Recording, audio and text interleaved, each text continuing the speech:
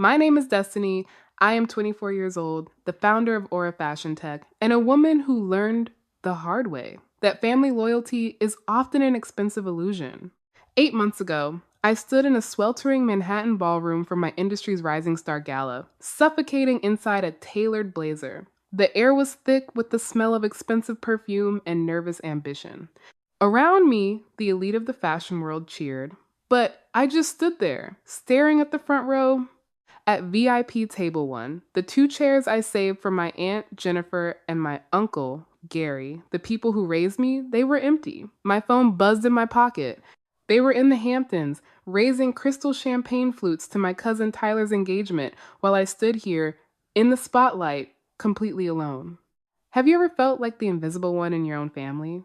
Drop a comment and let me know where you are listening from and what time it is for you right now. I would love to know who is part of our community.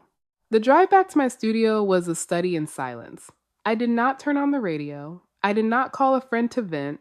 My hands were steady on the steering wheel of my 10-year-old sedan, the same car my Uncle Gary once called a rolling eyesore.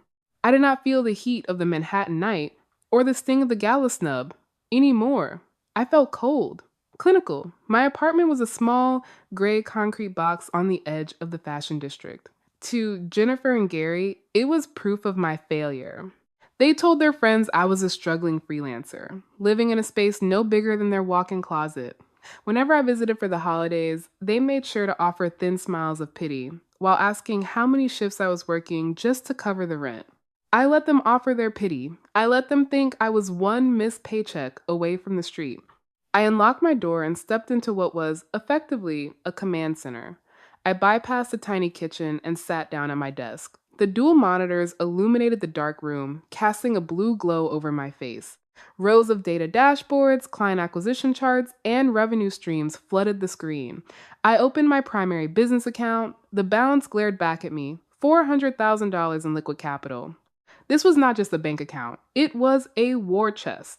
For 36 months, I had been building Aura Fashion Tech in the dark. While they thought I was drowning in student debt, I was managing high-tier digital marketing budgets for global brands from a folding table in my bedroom. Why did I stay in their orbit for so long? People often ask why a survivor does not just walk away when the first blow is struck. They do not understand the invisible chain.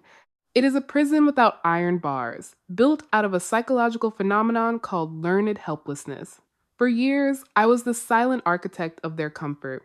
I stayed because I believed that if I was useful enough, I might finally be worthy of their affection.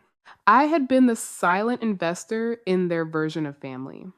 I was the one who quietly transferred funds to Gary when their property tax notices turned red. I was the one who paid for Tyler's car insurance while they bragged about his executive potential. I realize now that they did not want a niece. They wanted a ghost who could write checks. They needed me to be the failure so that Tyler's unearned success could look more brilliant by comparison. My silence was not weakness, it was a survival tactic I used until I could build a fortress they could never penetrate. But those two empty VIP chairs at the gala were the final breach of contract. I looked at the photo of them in the Hamptons again. My compassion had been a luxury they had overdrafted for decades. I checked my ledger. Every cent I had ever lent them was documented. Every insult Gary hurled while I was paying his mortgage was time-stamped in my mind. I did not cry. I did not ask why. I just opened my laptop and started the liquidation process. This was not a breakdown. It was an accounting. I needed one last thing from that house before I could erase its address from my memory for good. I needed my biological mother's design trunk. It was my only real inheritance, a collection of vintage silks, hand-drawn sketches, and textile patterns that form the very DNA of Aura Fashion Tech. I arrived at the suburban estate 3 hours later. The lawn was perfectly manicured, a vibrant green mask hiding the rot I knew was spreading inside. I did not knock. I used my old brass key, and the heavy front door swung open with a quiet, final sound. The foyer did not smell like home anymore. It smelled like fresh paint and the sharp chemical burn of industrial primer. I walked toward the back of the house, toward the room that had been mine since I was 6 years old. The door was wide open. I stopped in the threshold and felt the air leave my lungs. I did not recognize the space. The lavender walls I had spent an entire summer painting as a teenager were gone, covered in a sterile coat of bridal white. My bed had been hauled away. My bookshelf, the one my grandfather built with his own hands, was missing. In their place stood an imposing mahogany crafting table, flanked by 3 velvet accent chairs. Jasmine was standing in the center of the room. She held a clipboard and was pointing a manicured finger toward the window, instructing a hired decorator on exactly where to pin the silk drapery. She turned, noticing my shadow in the doorway. She did not flinch. She offered a tight, glossy smile that never reached her eyes. "Destiny, you are here early," she noted, checking her designer watch. "Your aunt mentioned you might swing by next week to grab your clutter." I looked past her shoulder to the hallway. Lined against the baseboards were 4 heavy-duty black contractor bags. I stepped closer and knelt on the floor. Inside the first bag, my winter coats were tangled with my high school debate trophies. Beneath them was my mother's trunk. The wood was scratched, and one of the brass hinges had been snapped off. My late mother's sketches, the foundation of my entire career, had been tossed together like disposable yard waste. I heard the sharp click of heels on the hardwood. Jennifer and Gary were walking down the hall, discussing Gary's golf handicap. They froze when they saw me.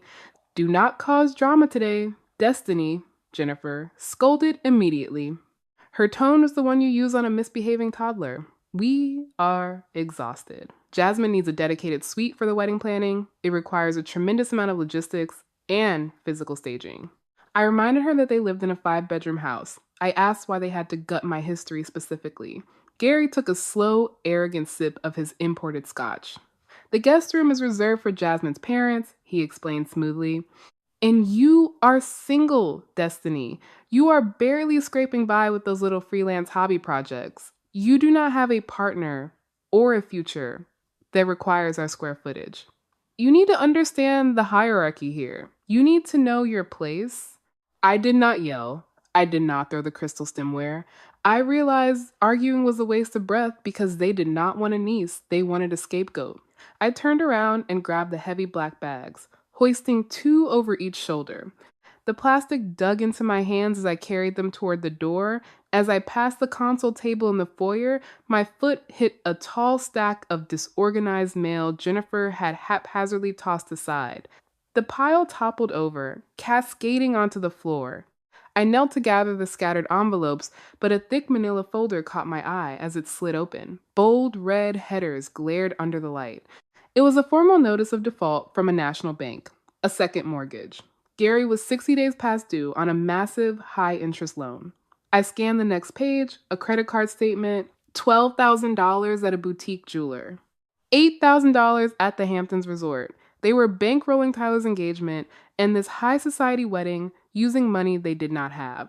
The golden child was a fraud, and they were sacrificing their own home to maintain an illusion for a fiancé who would walk away the moment the bank initiated foreclosure. I reached into my pocket and pulled out my phone. I took clear, high-resolution photos of every single document, capturing the maxed out balances and the default notices. I folded them back into their original creases and stacked the mail neatly. I stood up, grabbed my bags, and walked out the front door. I loaded the bags into my trunk and felt lighter than I had in years. Jennifer and Gary watched from the porch, expecting a tearful plea for their affection. I offered them nothing. No goodbye. No wishing them luck with the floral arrangements. As I pulled out of the driveway, I realized my compassion had officially died in those black plastic bags. The ledger was finally open, and I was the one holding the pen. The move to the 42nd floor of a Manhattan high-rise was more than just a change of scenery. It was a declaration of war. I stood in my new office at Aura Fashion Tech, the air smelling of fresh espresso and filtered success, looking out at the city that was finally beginning to know my name. 3 months had passed since I walked out of that house with my mother's vintage silk stuffed in her trash bags. In that time, I had not just survived, I had accelerated. The month after that gala, my core fashion tech patent was acquired by a major conglomerate for a high 6-figure licensing fee. It was the ignition I needed to stop freelancing and start dominating. I didn't buy a Ferrari, I bought a war chest. I closed our Series A funding round, securing $8,500,000 in capital. While the $8 million in Series A was strictly for Aura's expansion, the mid-six-figure licensing fee from my patent sale was mine to keep. I didn't put in a savings account. I moved it into a personal holding company, a silent vehicle designed for one purpose: to dismantle Gary's house of cards, brick by brick. To the venture capitalists in Silicon Valley and New York, I was not the invisible niece or the burden. I was a high-yield investment. But scaling a tech empire requires more than just code and capital. It requires the right predators. That is why I hired Marcus Thorne. Marcus was not a family lawyer who handled divorces or wills. He was a ruthless corporate strategist who specialized in distressed assets and debt acquisition. He sat across from me in my boardroom, his expression as sharp as the crease in his trousers. "The situation at the Glass Manor is even more fragile than we thought," Marcus said, sliding a tablet across the walnut table. I reviewed the data. My aunt and uncle had been operating on a theatrical production of Wealth for years. To maintain the illusion of being Hamptons royalty, Gary had leveraged every asset he possessed. He was not just 60 days behind on a second mortgage. He had taken out a third. Gary thought his Hamptons manor was a fortress, but it was a hollow shell. Between the second mortgage he took out to fund his lifestyle and the unpaid property tax liens, he had zero equity left. I didn't just buy a debt, I bought the final claim on a bankrupt legacy. He wasn't living in a mansion, he was squatting in a debt trap that I now controlled. This is where the transition from family drama to strategic warfare became absolute. I did not want to wait for the bank to eventually kick them out. I wanted to control the timeline. I instructed Marcus to identify the private debt holding firm that had purchased their delinquent notes. Since Gary had missed 3 consecutive payments, his mortgage was no longer held by a traditional bank. It had been bundled and sold to a distressed asset fund. Within 48 hours, through a strategic subsidiary of Aura, I purchased the entire portfolio. I didn't just get rich, I became their landlord. I was now the secret owner of the roof over Jennifer and Gary's heads. I sat in my ergonomic leather chair and felt a cold, clinical sense of control. For 24 years, Gary had used his financial leverage to make me feel small. He had used that house as a psychological weapon, a reminder that I owed him for my very existence. Now, the power dynamic had inverted 180 degrees. "What is the next move?" Marcus asked. I looked at the photos of the foreclosure notices on my monitor. "We do not trigger the eviction yet," I said. "I want them to keep spending. I want Tyler to keep bragging about his sports car. I want Jasmine to keep ordering the most expensive imported silks for a wedding that is never going to happen." I was not being vindictive. I was being methodical. This was not a breakdown. It was an acquisition. I went back to my spreadsheets, the blue light of the monitor acting as my only companion. My family thought I was a failed freelancer. They had no idea they were now living in my portfolio. Marcus dropped a heavy manila folder onto my walnut desk. The sound was sharp, like a gavel hitting a block. He did not say a word at first. He just leaned back and adjusted his silver cufflinks.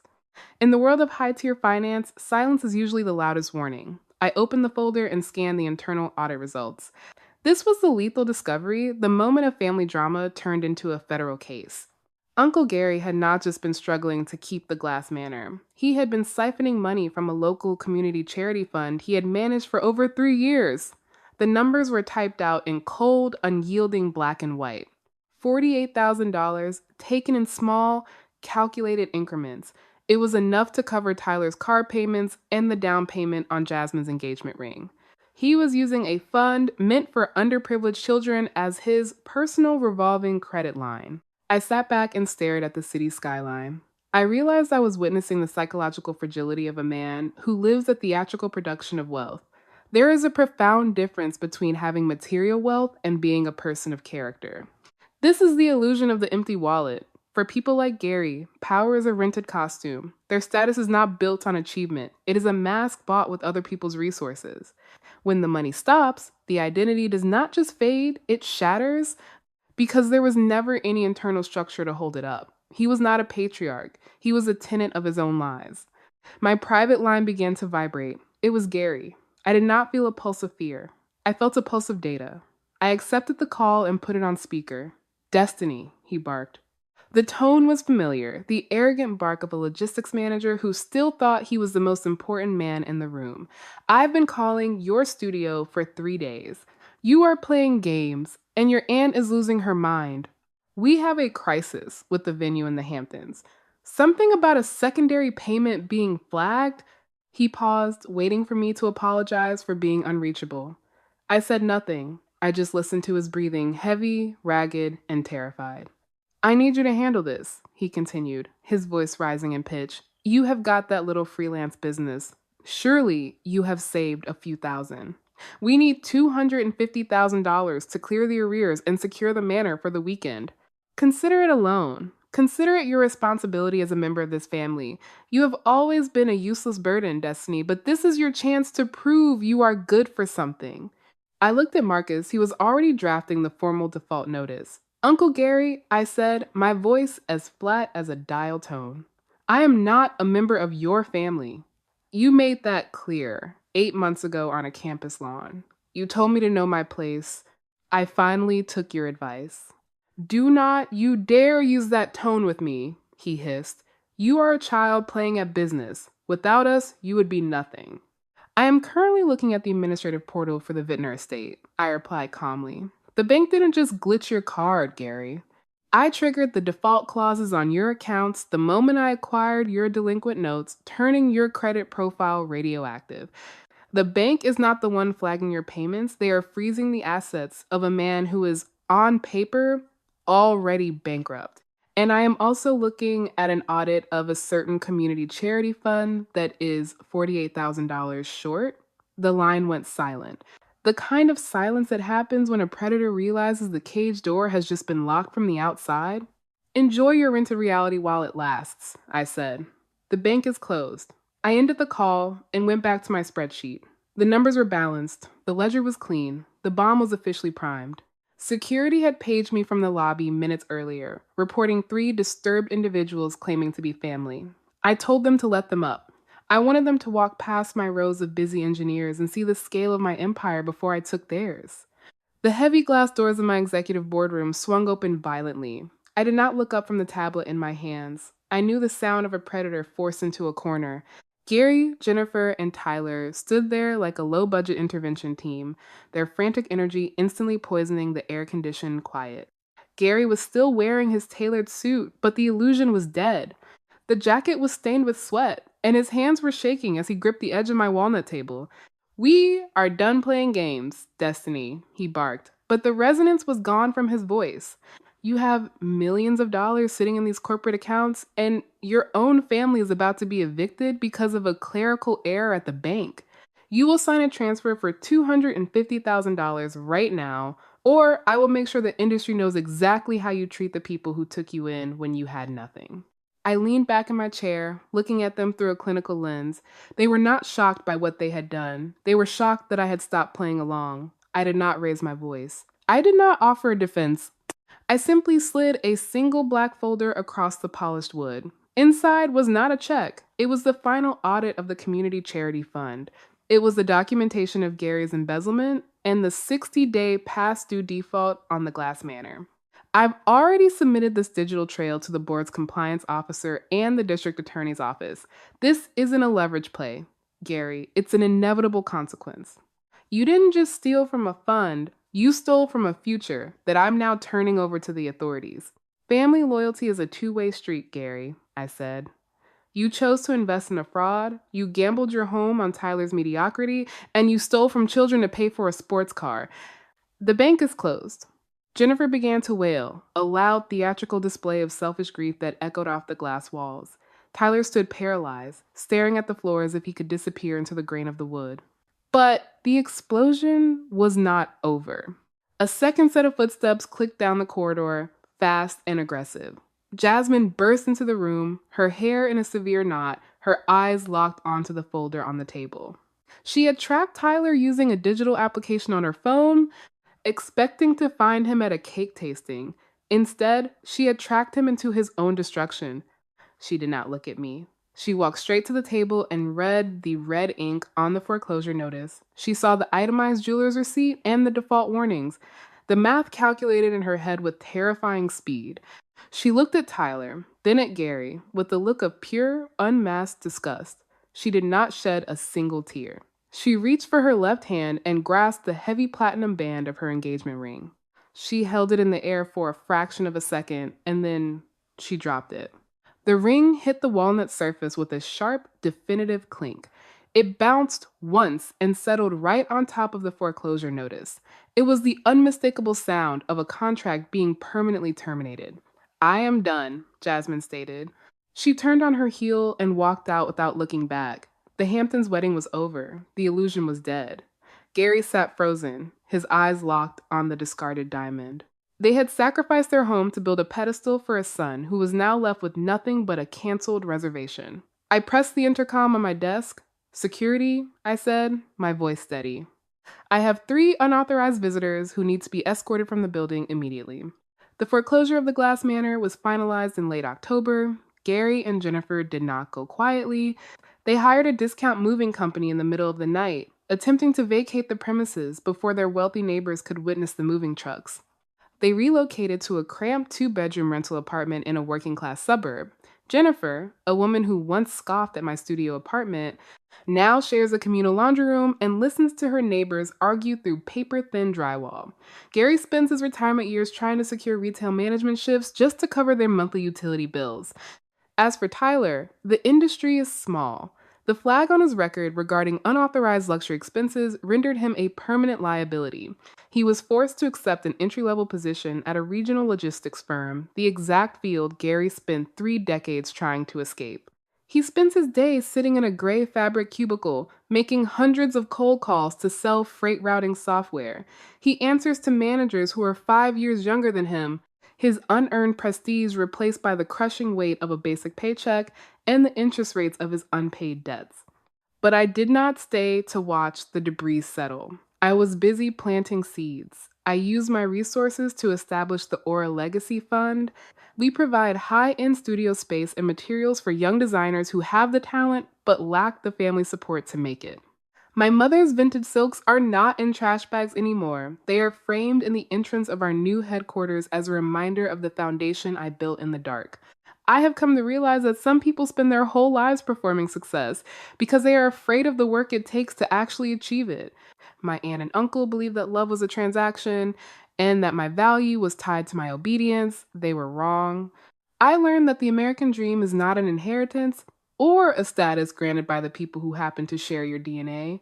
It is a raw, unyielding frontier that rewards those willing to build their own infrastructure, while others demand unearned applause.